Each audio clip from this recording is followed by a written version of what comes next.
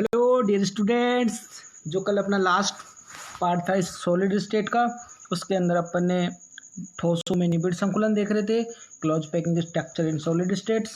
यानी कि अपन कल द्विविमीय एंड त्रिविमीय निबिड़ संकुलों के बारे में चर्चा की थी। ठीक है, आज जो अपन कल जो लाइव चैट सेक्शन था उसके अंदर काफ़ी लोगों ने लाइव चैट का बेखूबी से प्रयोग किया था। आज मैं जो बात करना चाहता हूँ आपके सामने वो डिस्कस करने हैं अंतराकाशी छिद्र या रिक्तियाँ। देखो, ये तो हम पहले से भली भांति से जान ही चुके थे कि जो सॉलिड होते हैं वो सॉलिड गोलाकार होते हैं। जाहिर सी बात है, इनके मध्य अंतराकाशी स्थान तो रहता ही रहता है। ऐसा तो पॉसिबल नहीं है कि इनके मध्य अंतराकाशी स्थान नहीं रहेगा। कहीं ना कहीं ये जो गोलों के बीच की जो जगह होती है ये हमारी क्या होती है, अंतराकाशी। क्या कहलाती है ये? अंतराकाशी स्थान। ठीक है, तो अब ये अंतराकाशी छिद्र या रिक्तियां अगर अपन क्रिस्टलीय जालकों के रूप में देखते हैं तो क्या होती है, याद कर लो। बस एक यही है, इसके बारे में कल अपन ने त्रिविमीय जो षटकोणीय परतों से बनाए थे उसके अंदर एक बात तो तय कर ली थी कि प्रत्येक गोले के लिए ध्यान रखना, प्रत्येक गोले के लिए 2 चतुष्फल की रिक्तियां व 1 अष्टफल की रिक्तियां, यानी कि एक गोले के लिए कुल 3 रिक्तियां होती हैं। यहाँ से अब न्यूमेरिकल के क्वेश्चन भी यहाँ से पुटअप होंगे। तो पहले आप दिमाग में एक चीज़ तो सेट कर लो। कौन सी वाली भैया? एक चीज़ दिमाग में ये सेट कर लो आप लोग कि जब भी कोई भी आपका क्रिस्टलीय जालक है उसके अंदर एक गोले की पर्सनल 3 रिक्तियां होती हैं। एक गोले के लिए, जैसे एक सिंपल घन के लिए एक ही गोला होता है। अरे बात समझ में? अब ये आई ना बात समझ में? बोले सर एक गोले की 3 रिक्तियां कैसे? हाँ, तो ये तो जाहिर सी बात है कि हमने भी पिछले दिनों में एक सिंपल घन के लिए यही तो बात करे थे कि भाई इस पूरे सिंपल घन के लिए हमारे पास सिर्फ एक ही गोला है, जबकि इसमें हम बात करते हैं 8 गोलों का। हमने कंट्रीब्यूशन के बारे में चर्चा पिछले इसके वीडियोज़ में कर चुके हैं। तो एक बात समझ में आ गई कि शुद्ध अवस्था में एक गोले के लिए 2 तो आपकी टेट्राहाइड्रल और 1 ऑक्टाहाइड्रल, कुल मिला के आपकी 3 अवॉइड्स या रिक्तियाँ पाई जाती हैं। तो ये आप याद कर लें, बहुत अच्छी बात है। Now this will really very important question है और ये बारंबार पूछा जाता है। ठीक है, और इसके न्यूमेरिकल्स के अंदर भी आपको काफ़ी इसकी हेल्प मिलेगी इसलिए हाँ, तो ये बात आप याद कर लो। ठीक है, अब अपन बात करेंगे एकक कोष्टिका के घनत्व का परिकलन करेंगे। इट मीन्स एक बात तो तय हो ही गई थी कि जो आपके ये घनीय स्ट्रक्चर होती हैं, यानी कि ये जो घनीय क्यूब संरचना होती है वो तो हम तय कर ही लिए। अब इसके घनत्व की परिकलन कर रहे हैं। अपन ये तीनों फॉर्म में करेंगे। एक तो जैसे कि आपका एक सरल एकक सिंपल वाला होता है, एक जैसे कि काय केंद्र वाला होता है, एक फलक केंद्र वाला होता है। तो जाहिर सी बात है कि जो सिंपल वाला है उसका घनत्व सबसे कम होगा। घनत्व यानी कि अपन ये बात अब फिक्स हो गई है कि ठोसों के अंदर भी ये पूर्णतः घनत्व नहीं होता है, यानी कि जहाँ गोला साइज आ गया तो वहाँ पे कहीं ना कहीं बीच में अंतराकाशी स्थान बच रहे हैं और उन अंतराकाशी स्थान की वजह से वो पूर्ण रूप से घनत्व नहीं है। अब जैसे अपन ने ये 3-4 फॉर्मेट का नाम सुना है, सरल घनीय, आधार के अंदर, काय के अंदर, फलक के अंदर, तो कहीं ना कहीं इनके जो मतलब कि इनके डेंसिटी में कहीं ना कहीं बदलाव आया है। वो बदलाव अपन अवश्य देखेंगे एक्चुअल में वो बदलाव है क्या, यानी कि वो चीज़ क्या है। जैसे अभी अपन मान लेते हैं एक कोष्टिका के घनत्व की परिकलन कर रहे हैं सिंपल वाले के लिए, सरल घन के लिए, यूँ मान लो। तो एक बात तय है कि जो हमारे पास भुजाएं होती हैं, हमारे पास जैसे कि ये आपको पता है ये आपका एक क्यूब है। अरे बात समझ में? ये हमने एक क्यूब बनाया।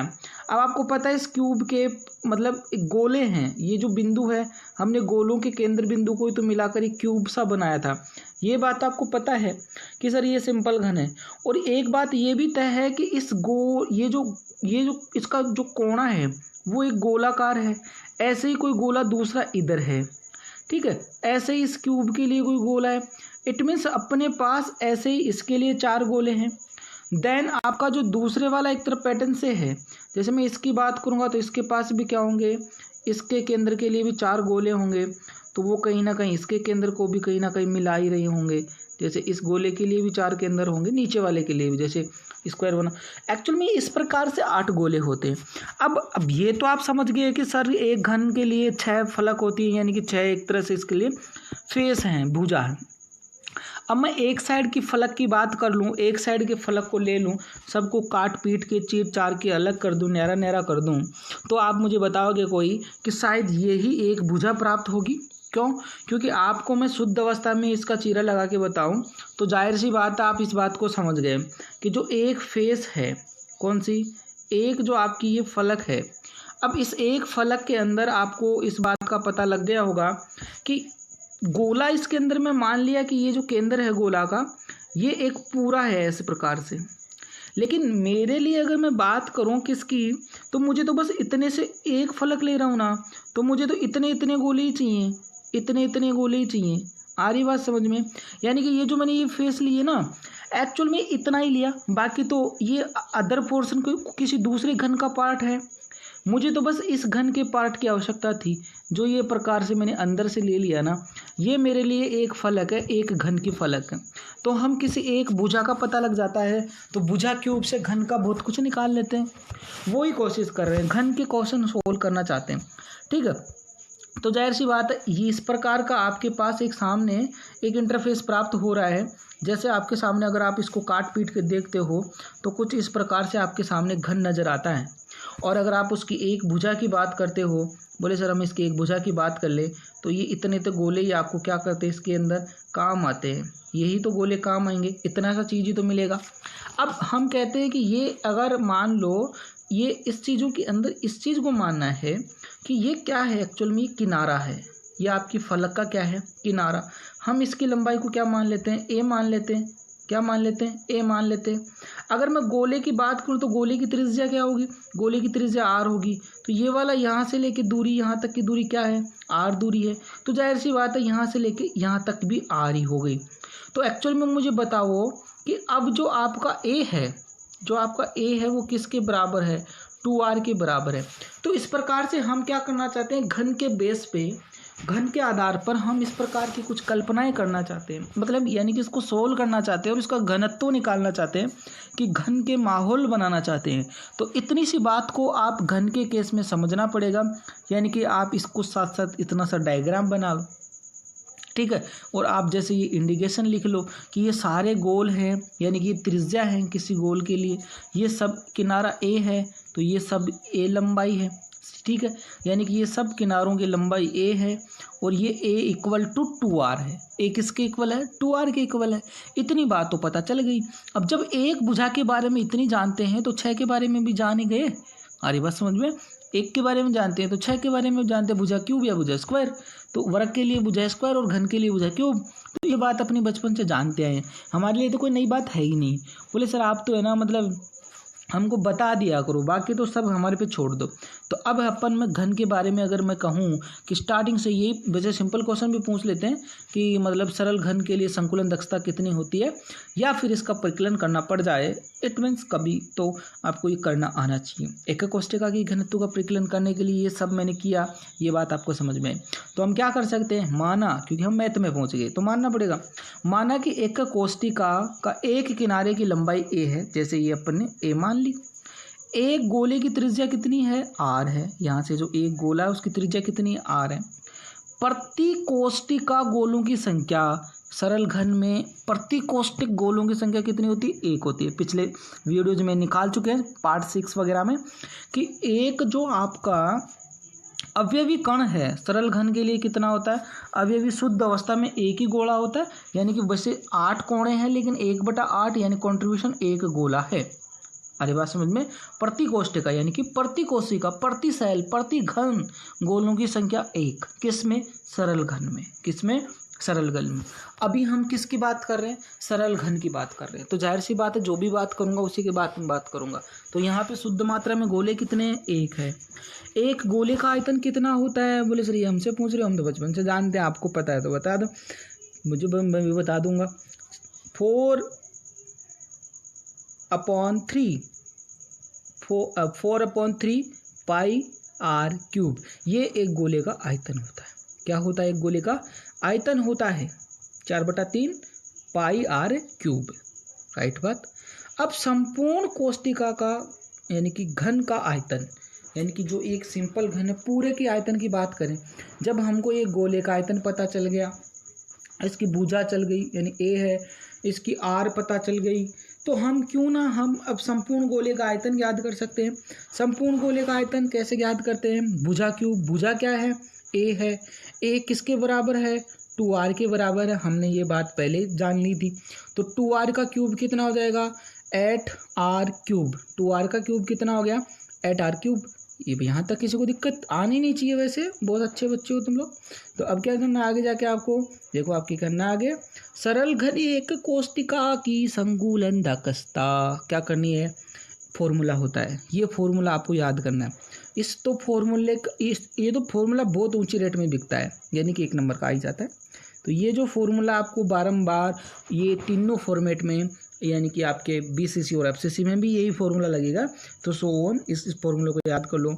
इसके लिए ये फॉर्मूला बहुत इंपॉर्टेंट है, बहुत इंपॉर्टेंट फॉर्मूलों की बात कर चुके हैं अपन इससे पहले भी, ठीक है। तो ये फॉर्मूला सरल घनीय कोष्टिका की संकुलन दक्षता के लिए ये फॉर्मूला बहुत इंपॉर्टेंट है। कौन सा फॉर्मूला, एक गोले का आयतन अपॉन घनीय एकक कोष्टिका का आयतन, एक गोले का आयतन अपॉन घनीय एकक कोष्टिका का आयतन इंटू 100।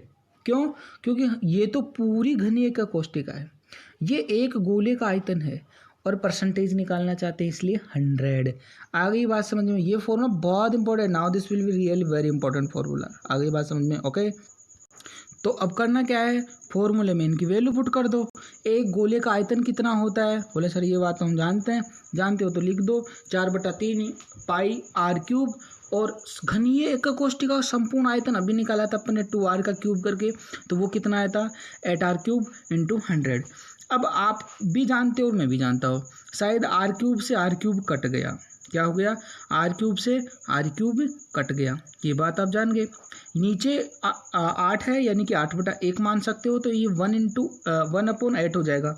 पाई की वैल्यू रख दो आप, पाई की, इसको मैंने सोल्व करने की कोशिश की है, r क्यूब से r क्यूब तो मैं पहले ही काट दिया था, ठीक है।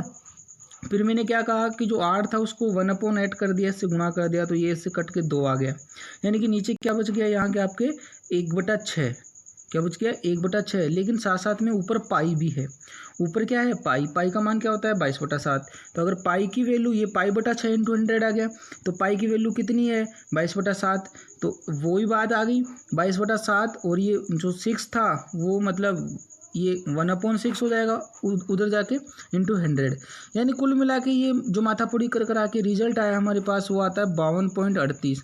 आप इसको बुक में ये 52.40 के नाम से बिकता है और ये 52 के नाम से भी बिक जाता है ना। तो ये याद रखना, ये वैल्यू हमने कैलकुलेटेड वैल्यू की है, आंसर में आप 52.40 भी खूब लिखते हैं अपन।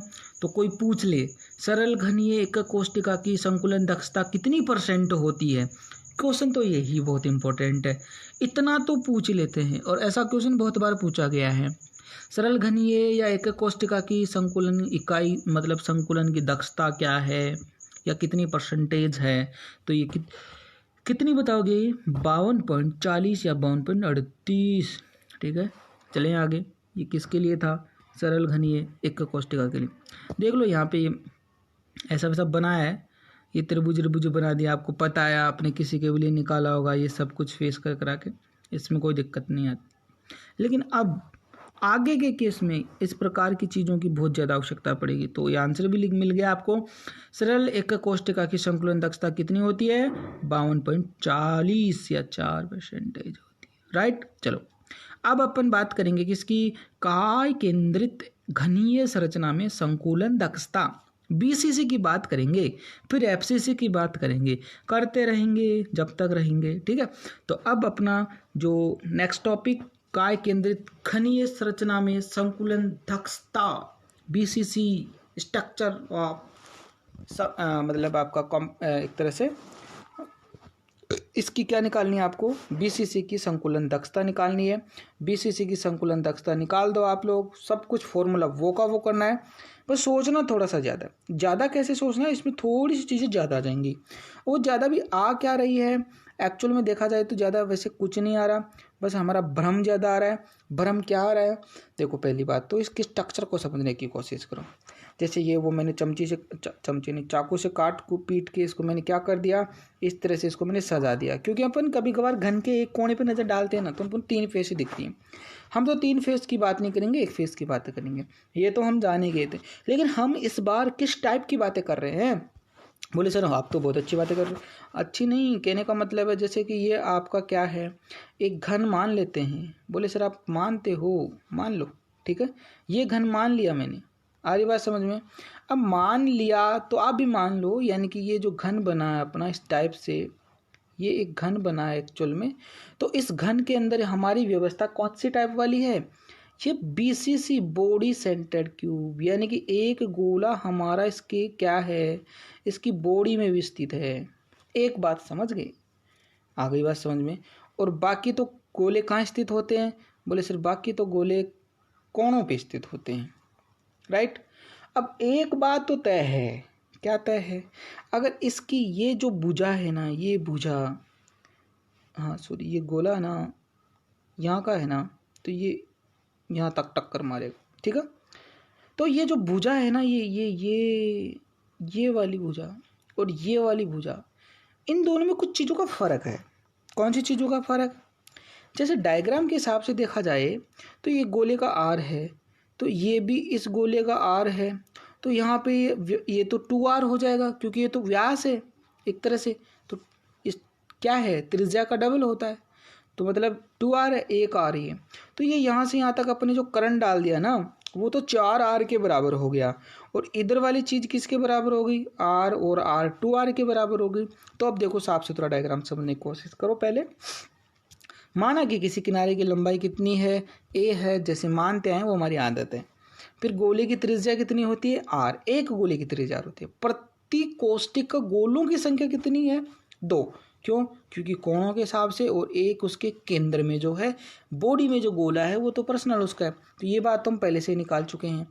आगे बात समझ में? ये बातें तो पहले से ही जानते हैं कि जो काय केंद्रित एकक कोष्टिका होती है उसमें शुद्ध मात्रा में 2 गोले स्थित होते हैं, राइट।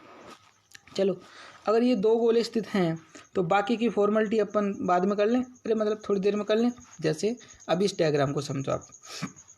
ये एक आपका घन बना है इस टाइप से, क्या बना दिया? एक घन बनाया है, जैसे इसने बनाया है। अपन क्यों नहीं बना सकते? बना सकते हैं। तो ये लो, आप भी इसको समझो, ठीक है। ये क्या बन गया आपका? एक सुंदर सा घन बन गया। बोले नहीं है सुंदर, तो चलो ठीक है। घन में एक कोष्टिका यानी कि गोला केंद्र में स्थित है, इतनी बात हम जान गए। गोला कहाँ स्थित है? केंद्र में स्थित है, ठीक है। अब जैसे मैंने इस बुझाऊँ, इनको नाम देता हूँ, अलग अलग फलकों को अलग अलग नाम दे दो सर, दे दो। इसको मैंने क्या दे दिया? ए नाम दे दिया। ये बी हो गया, ये आपका सी हो गया, ये डी हो गया। फिर इधर से हम ई दे दिए, इसको एफ दे दिए, इसको एच दे दिए, और इसको जी बिंदु बना दिए, ठीक है। अब बात हम समझाने की कोशिश करें। ये एक भुजा है किसी फलक की, क्या है? एक भुजा है। इसको मैं क्या मान लूँ? ए मान लेता हूँ। भाई किनारे की लंबाई को हम क्या मान लेते हैं? ए, भुजा लंबाई ए, ठीक है। अब भुजा लंबाई ए हो गई। अब ये एक हमारे पास इसके बीच की, ये भी तो एक तरह से क्या है?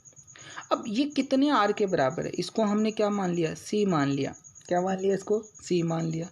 और एक त्रिभुज जो यहाँ तक पहुँचा है, तो इसको मैंने ये आधार बना दिया, ये वाला त्रिभुज बना दिया यहाँ से। तो ये जो दूरी है वो मैं बी मान लेता हूँ, ये ए मान लेता हूँ, और ये सी मान लेता हूँ, राइट। ऐसा हो सकता है? बोले सर क्यों नहीं हो सकता?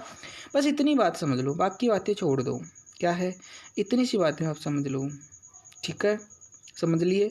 अब मुझे कोई बताएगा कि यहाँ से लेके यहाँ तक भी ये एक गोले का केंद्र है, और ये यहाँ पे दूसरे गोले का केंद्र होता है ना। तो ये डिस्टेंस क्या है? ये डिस्टेंस किसके इक्वल है? ए के इक्वल है, क्योंकि ये भी एक तरह से भुजा की लंबाई है। आगे बात समझ में? और ये यहाँ से एक गोला स्थित है और एक गोला यहाँ पे स्थित है, तो ये भी किसकी डिस्टेंस है?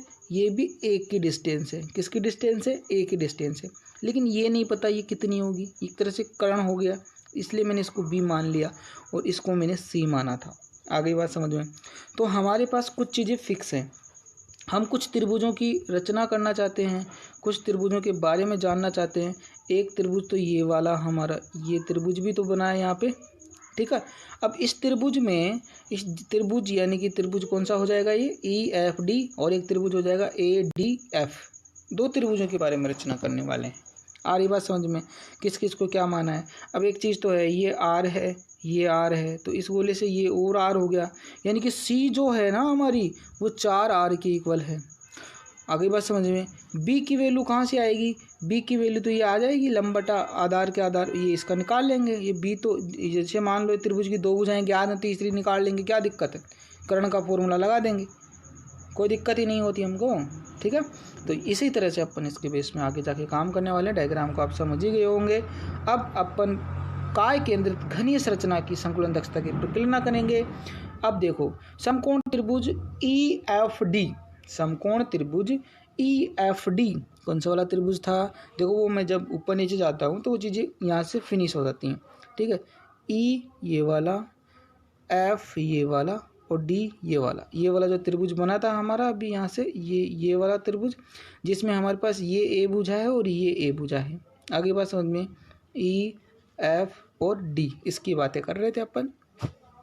इसमें ये R है, ये जो A है वो 2R के इक्वल है। A किसके इक्वल है, 2R के इक्वल होता है, राइट।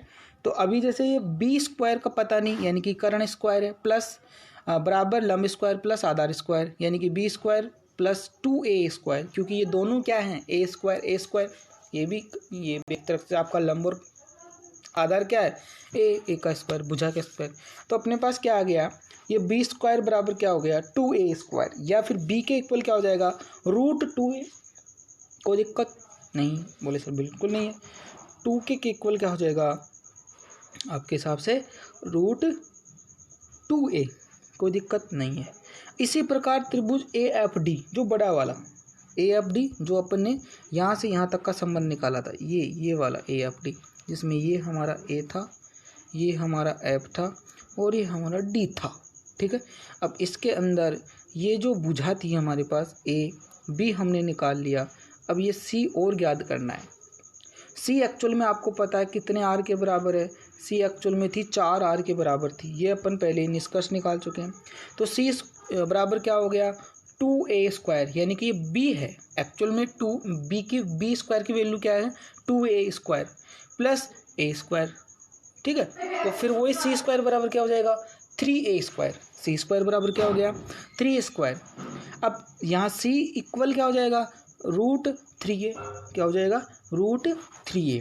तो ये हमने B और C का जो नया कंटेंट था या जो हमारी वैल्यूज़ थी वो भी हमने उस त्रिभुज से निकाल ली। अरे बात समझ में, क्योंकि ये सिंपल नहीं था ना, इसलिए सिंपल नहीं है, पहले ही बोला था सिंपल नहीं है। अरे बात समझ में, चलो नाराज मत हो। अब क्या करना अपने को, लेकिन चित्र में स्पष्ट है कि जो C है वो 4 गोलों की त्रिज्या के बराबर है। ये तो मैं आपको बचपन से बोल रहा हूँ, ये तो बातें समझाने की कोशिश कर रहा हूँ। जो C है वो कितने R के बराबर है, 4R के बराबर है। अगर आपको यहाँ से आपको A की वैल्यू चाहिए, क्योंकि हमको तो भुजा चाहिए ना, क्योंकि भुजा का क्यूब करके तो हम संपूर्ण घन का एक तरह से निकाल लेंगे आयतन, लेकिन हमको तो भुजा तो चाहिए। भुजा कैसे निकालें, C इक्वल क्या है, 4R, C इक्वल क्या है, 4R। तो मैं ये जो C है उसके इक्वल क्या रख सकता हूँ, 4R, यानी कि 4R इक्वल क्या कर सकता हूँ मैं, 4R इक्वल, बोले सर आप ये चाहो तो ये कर सकते हो, √3A कर सकते हो। तो मैंने यही किया है प्यारे बच्चों, √3A इक्वल 4R। अब मुझे तो क्या चाहिए, A चाहिए, तो √3 किधर चला जाएगा, अपॉन में चला जाएगा, तो A की वैल्यू क्या आ जाएगी, 4/√3 × R, जाहिर सी बात है। तो अब A आ गया, बस हम A को चाह रहे थे, क्योंकि सिंपल घन में तो सारे A एक जैसे ही थे, ये वाला A वाला सभी A एक जैसे थे, लेकिन यहाँ पे सारे A एक जैसे नहीं थे, क्योंकि हमको क्या करना था, इस बॉडी में से, क्योंकि एक गोला बॉडी में तो स्थित था, इसके मैटर से हमको वो C निकालना था। आगे बात समझे, तो अपने को क्या करना, A निकाल लिया। अब कुछ नहीं करना। अब एक कोष्टिका का कुल आयतन निकालना है। कुल आयतन निकालने के लिए आपको पता है भुजा क्यूब करनी है। ए पता चल गई, ए का क्यूब कर दो। ए क्या है? ए क्या है? ए आपका है यहाँ पे 4/3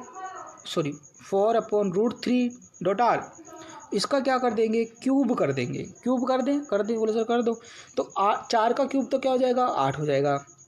√3 का क्यूब, √3 का क्यूब देखो क्या है, जैसे मैं कह रहा हूँ कि मैं रूट 3 बार ले लूँ तो एक बार तो रूट से रूट कैंसिल 3 बच गया और एक बार √3 बच गया, तो ये क्या बच जाएगा? 3√3 r³। किसी को कोई प्रॉब्लम? 4/√3 r का क्यूब 64/3 √3 r³ कैसे आया? किसको डाउट? 4 को 4 बार गुणा कर लो, आ जाएगा। 4 को 4 बार गुणा कर लो, 3 बार, तो 4 चौक 16, 16 चौक 64, तो 64 तो आ गया इधर। √3 को कैसे सोल्व कर सकते हो आप? सिंपल वे में √3 3 बार मल्टीप्लाई करोगे तो एक बार तो रूट से रूट कैंसिल हो जाएगा तो 3 बच जाएगा और फिर 3 को √3 से गुणा कर दो, राइट। तो ये अपनी सिंपल सी डेफिनेशन थी, इसके अकॉर्डिंग अपन ने ये सब किया। अब करना क्या है अपने को? गोले का आयतन निकालना है। अब गोले का आयतन निकालने के लिए वही फॉर्मूला, गोले का आयतन का फॉर्मूला क्या है? अब एक्चुअल में ये मैंने 2 क्यों लगाया? बोले सर गोले का आयतन तो ये इतना ही होता है, 4/3 πr³ ही तो होता है, 4/3 πr³ ही तो होता है।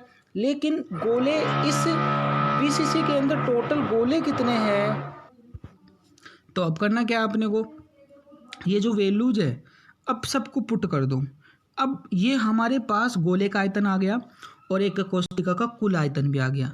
एक कोष्टिका में कुल गोले कितने? 2, दोनों का आयतन हमारे पास है। दोनों का आयतन हमारे पास पहले वाले में क्या रहा था? 4/3 πr³। अब की बार कितना आ गया? 8, क्योंकि गोले 2 हैं इसलिए ये वैल्यूज डबल होगी हमारे पास। ये वाली बात आपको समझ में आ गई है। तो 2 क्यों आए? क्योंकि BCC के अंदर शुद्ध गोलों की संख्या कितनी है? 2, इसलिए जो गोले का आयतन था उसको 2 से गुणा करना पड़ा अपने को। अब हमारे पास दोनों चीज़, वो इस संकुलन दक्षता का फॉर्मूला, BCC की कुल संकुलन दक्षता कितनी हो जाएगी? पहले फॉर्मूले के पुटअप कर देंगे। 2 गोलों का कुल आयतन, वहाँ पे एक गोले का कुल आयतन था। BCC में क्या करेंगे? 2 गोलों का कुल आयतन अपॉन संपूर्ण एक कोष्टिका का कुल आयतन इंटू 100 देन परसेंटेज के लिए। तो संकुलन दक्षता कितनी आ जाएगी? वो दोनों गोलों का आयतन कितना था? 8/3 πr³ और ये कितना था? 64/3 √3 r²। से r³ काट दो, सॉरी ये रहने दो, r³ से क्या कर दो? r³ काट दो। ये 8 64, तो ये आपका 8 ऊपर वाला कट गया, नीचे वाले 3 से नीचे वाला 3 कट गया। अब बचा क्या देखो भैया? ऊपर तो बच रहा है पाई और नीचे बच रहा है 8/√3। अब ये √3 तो कहाँ चला जाएगा? ऊपर चला जाएगा ना, √3 ऊपर चला गया। तो अब इसको कैसे सोल्व कर सकते हैं? √3 की वैल्यू पुट कर दी मैंने, देखो यहाँ पे 1.732 और पाई का मान 3.14 और 22/7 होता है, आप जानते हो। भाग दे दिया 8 को, इन दोनों को गुणा किया, 8 का भाग दिया, 100 काम में लिए, अपने पास पता चला वैल्यू वाइज 68, मतलब 68.02। इट मीन्स इसको सही मायने में आपको क्या करना है? 68%। कोई अगर पूछे आपसे BCC की संकुलन दक्षता कितनी है तो 68%। कोई परसेंटेज पूछे तो this is now will be really very important question. बहुत इंपॉर्टेंट क्वेश्चन है, कई बार पूछा गया है ये क्वेश्चन, बहुत ज़्यादा इंपॉर्टेंट क्वेश्चन है। पूछ लिया जाता है कितना परसेंटेज, ये मतलब BCC की कुल संकुलन दक्षता कितनी %। ठीक है, तो अगले वीडियो में अपन निकालेंगे FCC की कुल संकुलन दक्षता। तो आज के लिए कुल रिक्तियाँ कितनी होती हैं चतुष्फलकीय अष्टफलकीय मिलाकर एक कोष्टिका के लिए, एंड अपन ने सरल घनीय एक कोष्टिका की संकुलन दक्षता एंड BCC की कुल संकुलन दक्षता यानी कि काय केंद्रित के लिए निकाली गई है। अब अपन नेक्स्ट पार्ट के अंदर FCC की कुल संकुलन दक्षता निकालेंगे। तो देन आपको पता है next part. Thank you so much, thank you so much.